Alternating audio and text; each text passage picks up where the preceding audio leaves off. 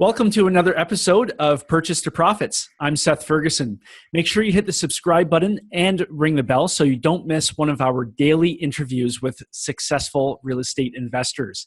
Our guest today has raised and managed over $40 million of private equity for real estate investment and development projects. He started investing in real estate in 1999 while he was working as a full-time high school band director with zero net worth. Within 6 years and before the age of 30, he had become a financially independent millionaire through the vehicle of part-time real estate investing. David Campbell is the founder of Hassle-Free Cash Flow Investing, as well as the CEO of multiple development and asset management companies. David, welcome to Purchase to Profits. It's great to have you on the show. It's so great to be here. Thanks for having me, and congratulations to your listeners on finding such a great podcast. Yeah, no, thank you very much. And I'm really looking forward to learning about what you've done and maybe get a couple music tips along the way. Oh, it's fantastic. You know, I find that a lot of the most successful people I run into are musicians. In fact, there's just something about the way that the mind works when you're young and learning an instrument, and that discipline and those soft skills carry so well into the world of business and real estate investing, for sure. Yeah, that's so true. It's like another language.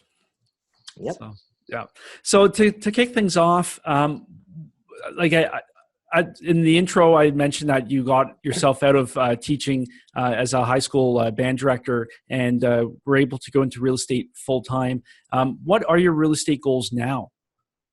You know, that's fantastic. So I actually look at life goals, and real estate is just a vehicle to fill my life goals. And so I think it's actually interesting when I talk with younger real estate investors, because they say, my goal is to get 17 duplexes that are purple and green on G Street. I'm like, well, what does that do for your life, right? My goal is to spend as much time as possible with my family and to work in the margins. I want to live in prime time, and I want to run my business in the margins, right? When everybody else is sleeping, when the kids are taking a nap, when I just want some alone time and work my brain, that's when I want to run my business. And so I'm always looking for assets that can create the freedom of time and the freedom of money that allow me to live my quality of life. And the quality of life is not just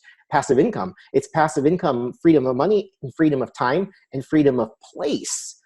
Because there's so many people that are looking for freedom, and they think that real estate is the thing that's going to get them there. And that's just one vehicle, right? It's just one vehicle. In fact, there's so many ways to do real estate that when you get myopic and say, like, what are your real estate goals? I think my real estate goal is to do as little as humanly possible.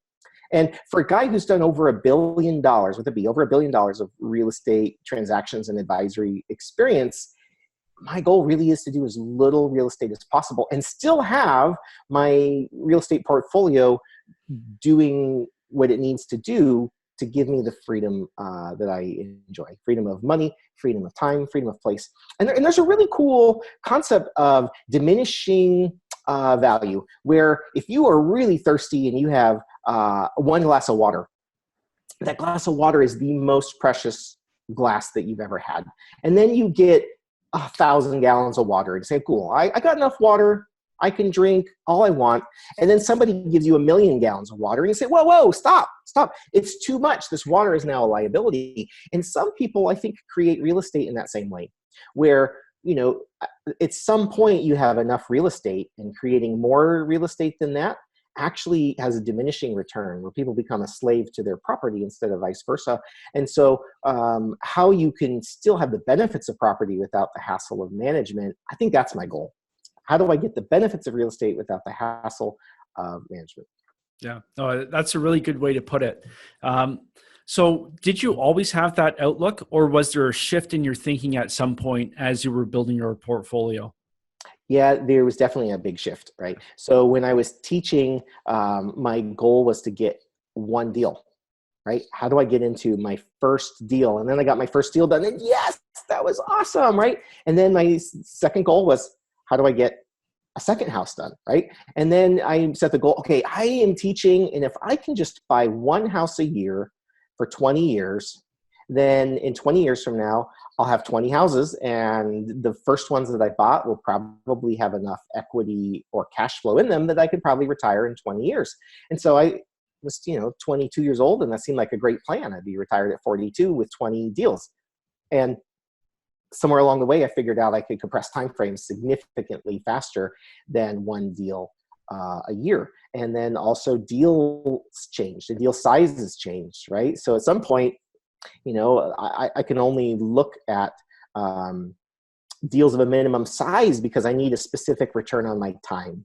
And that return on time, oftentimes I'll reverse engineer a deal. When someone shows me a deal, I'll say, what benefits am I looking for? What benefits can this deal bring me? And are those two congruent?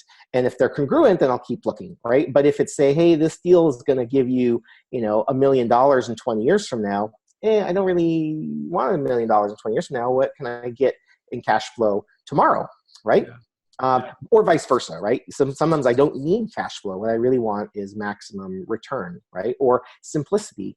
Or tax shelter, or hedge against inflation. There's all kinds of benefits that I might seek in real estate. And if the deal brings me those particular benefits, then it's a good deal for me. Yeah. And did you have any challenges once you shifted your mindset into, concentrating more on, what, like your time freedom and all that stuff? Did you have any challenges in creating a system that kind of took you more in that direction when you made the switch? Yeah. So my goal is to always listen to the economy and listen to my own personal financial needs at the time. And so it's like the wheels of a bicycle. So here's the economy moving along, and here's my personal life moving along. And I have certain strengths and resources, and then they intersect. Right? And so the deals that I'm choosing are always in flux. They're always changing based on where the economy and my personal financial life and strengths and relationships intersect. So when someone looks at my bio, sometimes it looks a little ADD, like you've done production home building and medical office and winery and subdivision and land development, and you've done apartments and you've done financing. Like, what is it that you really do? And the answer is I do what makes sense at my point in the development and in the economy. So here we are in 2019. I wouldn't do the same things today as I would have done in 2011 when that part of the market cycle and vice versa. So very much at this time in the market cycle, I'm very interested in lending. I want to be the bank. I want to lend money. Part of that is me. And where I'm at, like I've got money to lend because you can't really be a lender unless you have money to lend. And then I'm looking at what's happening in the economy. And if there's a recession, I would rather be a lender than an owner. Mm-hmm. Because the first amount of loss in a deal is going to be experienced by the property owner, not the lender. It's not that lenders can't lose money. It's just if the lender loses a penny, the owner lost everything in the deal. And I'd rather lose a little bit than to lose it all. Yeah, no, that's a good point.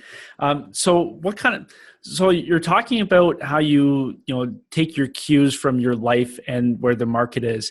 Do you have a set routine maybe every year or twice a year where you sit down and reflect on that? Like, how do you make those changes to your investment strategy? Yeah, that's fantastic. And so two ways really. So one is I want to know where I'm at and where I'm going, and then connect the dots between those. So sometimes like knowing where I am is very clear. Knowing where I'm going is a little ambiguous, right? Because there's some years where, my income could be significantly large, and other years where it could just be modest, right? Mm-hmm. And those differences in years have more to do with what I'm doing in my life. Like once you are out of the rat race and you don't need the money to live, then sometimes you just get an itch like, I'm going to go make a bunch of money.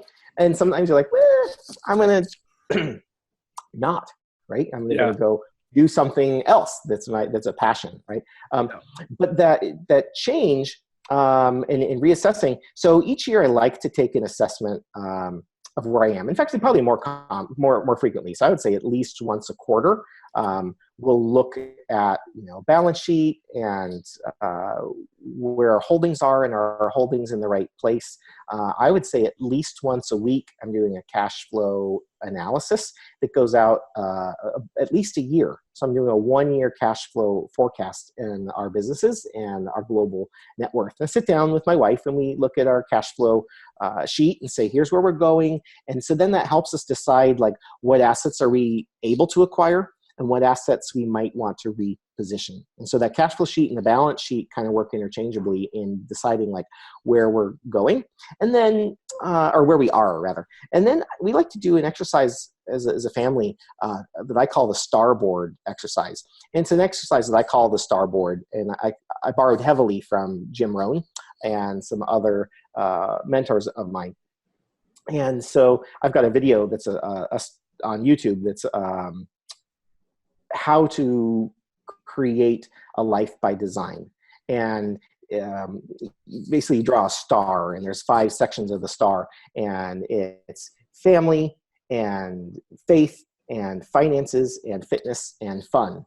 And those are the 5 areas of life that there's probably more areas of life that might be important to somebody, but those are like 5 big ones. And then I sit down and each point of the 5-part star, I'll just write out some things that are important to me in the coming year. And then I'll sit down and each person in their family makes their own starboard, and then we'll share our starboards together. And then really we just kind of hang them up and don't do anything with it until 6 months or a year goes by, and they're like, oh, look, here's some things that I've done. Like, yay, that's awesome. And here's some things that are important to me, and I can cross them out. And then, oh, there's an area where I haven't done a lot of things. And what happens oftentimes is when I bake that 5-pointed star, there's a whole bunch of goals over in finances, say, and then there's nothing over in fitness. I'm like, oh, yeah. That's a clue, right? This is an unbalanced life. And so the goal isn't to have goals. The goals is to create a life by design, right? The purpose of goals is not to have goals. The purposes of goals is to create happiness and a balanced life. Because sometimes people will just go through their whole life and like look down one day and say, oh man, I'm obese. What happened? Like, well, you just ignored fitness for a long time, right? Yeah. Or, oh my gosh, I'm broke. What happened? Well, you ignored your finances for a long time. Or, man, I don't have any friends. Like, what happened? Well, you ignored that part of your life for a long time. Life really moves relatively slow.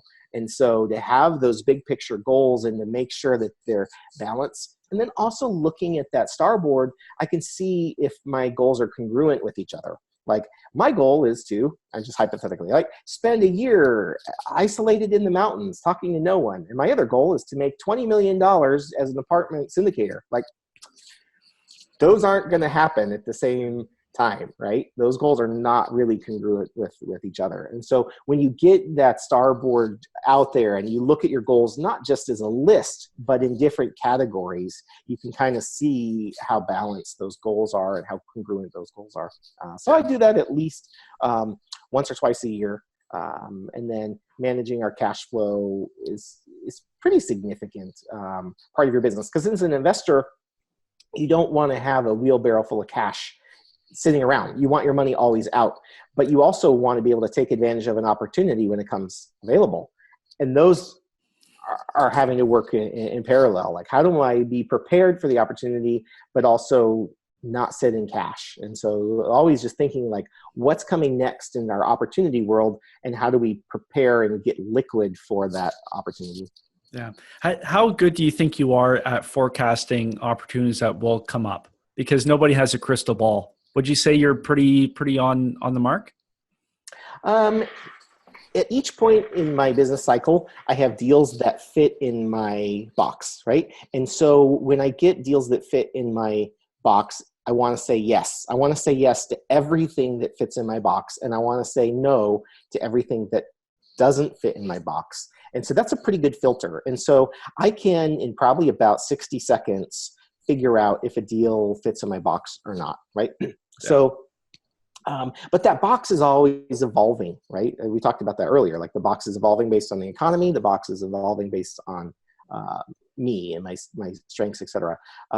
So that ability to anticipate is a little tricky, because sometimes it's really clumpy, right? Like last year in 2018, I probably did half of my income in Q4. And that's hard to really prepare for, right? And it's like Christmas and I want to take a break, and suddenly there's opportunity. I'm like, well, we can have Christmas in January. Like when it's when it's time to harvest, it's time to harvest. Yeah.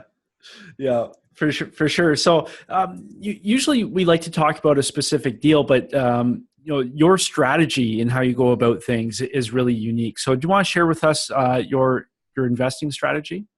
Yeah. So a big part of what I do now is financing and seller financing. And when people are looking at a real estate deal, the biggest factor for most investors is, how am I going to pay for this? And the first place they look, because it's the cheapest money available, is debt. How do I finance this? Let me go borrow the money. That's one of the best things about real estate, is most of the money can come from somebody else in the form of debt. So I owned a home building company in Dallas, Texas, for almost a decade. And for a few years, we were one of the larger home building companies in the metro. And it was the time during the recession when banks weren't financing spec builders. I couldn't get a loan from a bank to build a house, even though I was experienced at building houses. And so I went to a private investor, a friend of mine, and said, would you like to do a private loan to me to build houses? And he said, yes. And he told me the rate, and I choked and said, that's my only option. I'll take it, I guess. Right. And then after I built a couple of houses with his money, I'm like, maybe I can find the money cheaper. And so I started shopping, not institutions, but private individuals. And I started financing my home building using mom and pop IRA money. Like, this is going good. My cost of capital went down. And suddenly I had more money than I had interest and capacity to build houses. So a friend of mine who owned a home building company said, hey, where do you get all the money to build your houses? And I said, well, I can give you a loan, right? So then I got in the business of just arranging financing for other builders. And then suddenly I was making as much money arranging financing for other builders as I was building houses. But the building houses was a very time-consuming and stressful and risky, and arranging financing for other builders was pretty lucrative on a dollar per hour basis. So I shut down my home building company and started focusing on financing other people's projects. And then along the way, when I was building houses, I had someone write an offer, and they said, I want to buy your house, but I can't get a loan from the bank. I said, well, why not? And they said, well, I've got a big down payment, I've got great income, and I've got crappy credit. Ding, right? And so I'm like, wait, big down payment, lots of income. I don't care if you have good credit or not, because if you don't pay me, I'll get your house, right? Yep. So that idea was born, that I could finance consumers, or purchasers rather, not necessarily consumers, but I could finance people buying my product. And that was a great way for me to create paper. And so as a home builder, I'd build a house, sell it, and be the bank. And then pretty soon you run out of money, because you can only do that so many times. I'm like, well, I'm out of cash, right? So then I would create the paper and then sell the paper to somebody else who wanted the income. And then I'd make a little bit of a spread. Either I'd help me sell a house that I couldn't sell, or it allowed me to earn some fees in that transaction. So then I looked around and I figured out that there were a lot of people who were creating paper that were either developers or rehabbers. People would buy a home, fix it, sell it, and then they would carry back a note, and they were having the same problem. They'd run out of cash. So I would start to buy the paper that those rehabbers were making, and then either keep it in my IRA, or I'd sell it, just buy it and sell it and trade it and make little spreads. And I like to say, I love base hits. If I can get up every day and hit a base hit, the base hit team is going to win the World Series. If every single batter got up there and got on base, just a single, every single time, they would be the most famous baseball team in the history of the world. And the people who get up to the plate and try to swing for a home run, they're the strikeout kings, right? You look at the famous home run hitters, and their batting averages are like 1 in 4 times do they actually get on base or better, right? Mm-hmm. And 3 out of 4 times strikeout, and they're Hall of Fame, right? Because they are just going for the fence every time. And I look at real estate investors that are going for the fence, and I think, that might work out for you, or you might spend the next 3 years and get nothing, right? Yeah. But if you could just hit a base hit today, that's the path to rich, I think. The path to find riches is a base hit every day. Yeah. So just being consistent in your transactions, and eventually those small transactions will add up to, your end goal of wealth, right? Yeah. I would say I really started getting into financing about 2005. So that was about 15 years ago or 14 years ago. And I put the deal together that was going to pay me, either I could make a check today, or I could get $112 a month for the next 30 years. I'm like, well, $112 a month isn't going to change my life, right?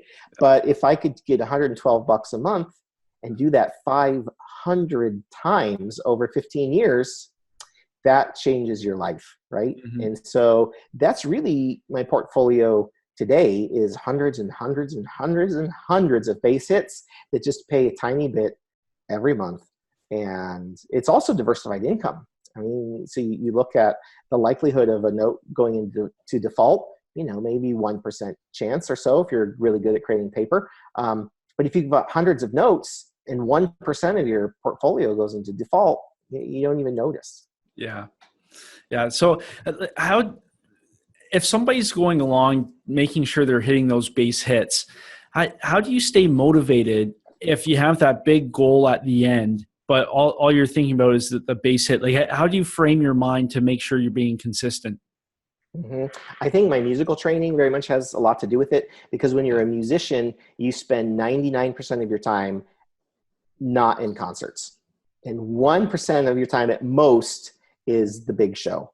And so when you're playing music, it's all about the process. It never ends. There is no end.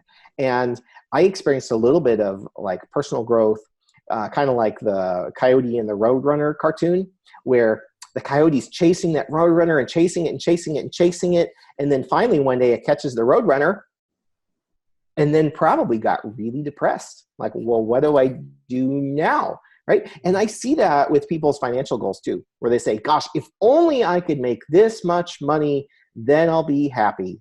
And then they get that much money and they're like, well, I'm still not happy. Yeah. It was never about the money, right? It's the pursuit of happiness, life, liberty, and happiness. No. It's life, liberty, and the pursuit of happiness. And there's something psychological about the pursuit that is important. And so very much, there is no end goal for me in my financial business, because if I got there, then what would I do, right? And then would it really be enough, right? Why even, like, on one hand, you want to have very specific measurable goals so that you can get there, but having specific and measurable goals also potentially means that you get there, right? And then what comes next, right? So for me, it's very process oriented. Like, I want to get up every day and I want to do the right things to make those processes work. And then the outcome happens organically, right? Instead of focusing on the outcome, I focus on the input. Yeah. No, that's a really good way to put it. So how's getting involved in the real estate and the paper and the notes really changed your life? How has it framed your life and set you up? Mm-hmm. So there's the obvious passive income, right? When you're trading your time for money, then there's only so many hours in a day. And when you look at the cost of something, you look at the cost of that thing in terms of, I could buy this thing, and what that means is 2 hours of my time, right? And even worse, when I look at somebody who is spending money on discretionary income, I mean, let's say they make, just arbitrarily, let's say they make $100 in a day. And then they spend $95 a day in required living. Their discretionary spending is only $5. And so then they go spend, $25 on a doodad.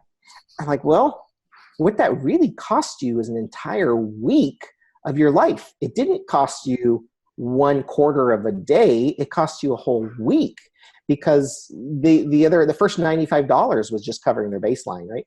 Mm-hmm. Once you've got passive income that exceeds your expenses, and then you go buy the thing, it was all discretionary, right? I mean, everything that's surplus is surplus. So that's very much changes your context of the way that you look at the way things cost. And for me, I want to use my passive income to cover my baseline expenses. And then when I actually work and trade my time for money, that isn't money that I spend. That's money that directly goes into investing, right? I can only live on my passive income. I can't live on my earnings. Mm-hmm. And so that's a really cool thing, because now when I go to work, I'm not working for me. I'm working for more passive income, which is in excess of what I spend, which means it's legacy money, right? It's what I'm creating a legacy. And what's really interesting is most people of affluence aren't spending all that much money. And so you're like, okay, I've got a house, I've got housekeepers, and I've got all the cars I want. And then what, right? Then what do you spend the money on? And I mean, food only costs so much, right? And then, you can buy nicer houses and nicer cars, but at some point you're like, well, is that really even, what do you do with that, right? So I find that being process focused and what that process does for me, right? In a sense, when I go to my business to work, it's kind of a game of what can I learn from today's engagement with my business that makes me a better person, that makes me better at my craft? What lessons can I learn? How can I exercise my brain? And how can I help other people?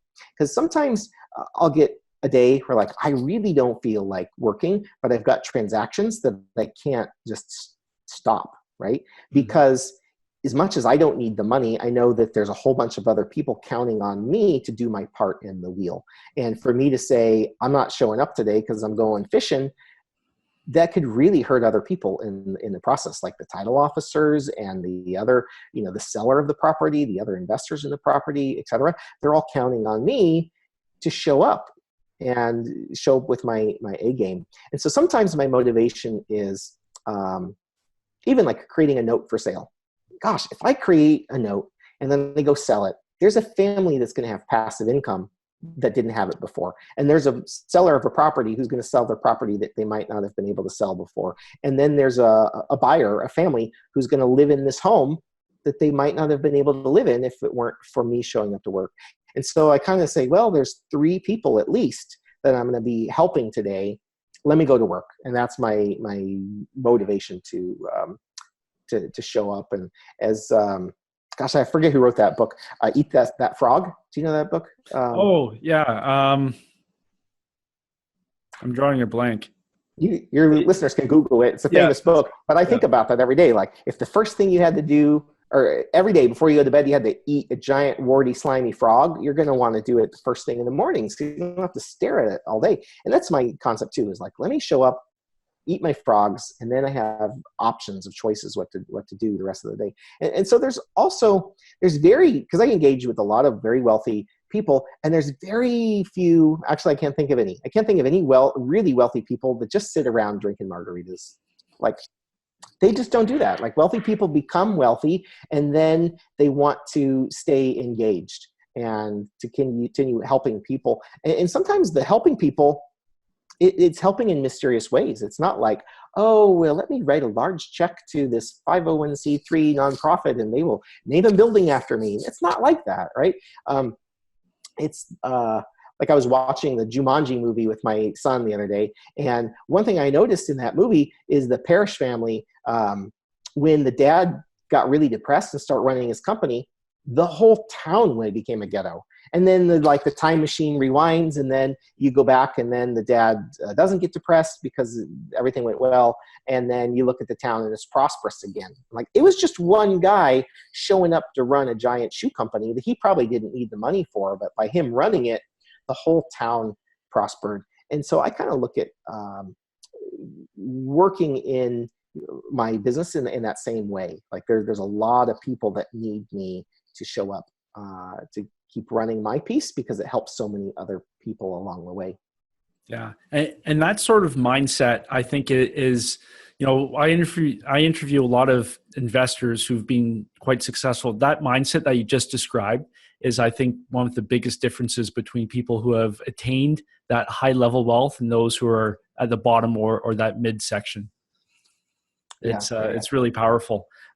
So David, where can people find you if they're looking for some more information, or if they want to work with you or anything like that? Yeah, I have a blog. So you can find me at hasslefreecashflowinvesting.com. I also have a YouTube channel at hasslefreecashflowinvesting.com, or you could Google David Campbell Real Estate and you'll find me. Perfect. Well, David, just want to say thank you so much for taking the time to share your success with us today.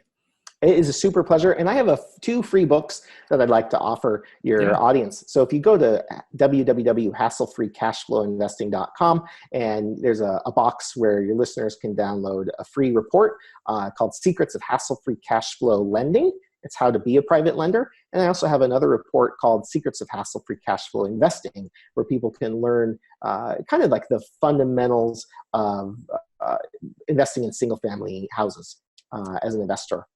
That's perfect. And we'll include the links so everybody can just click and find themselves there for the 2 free reports. That's great. Thank you very much.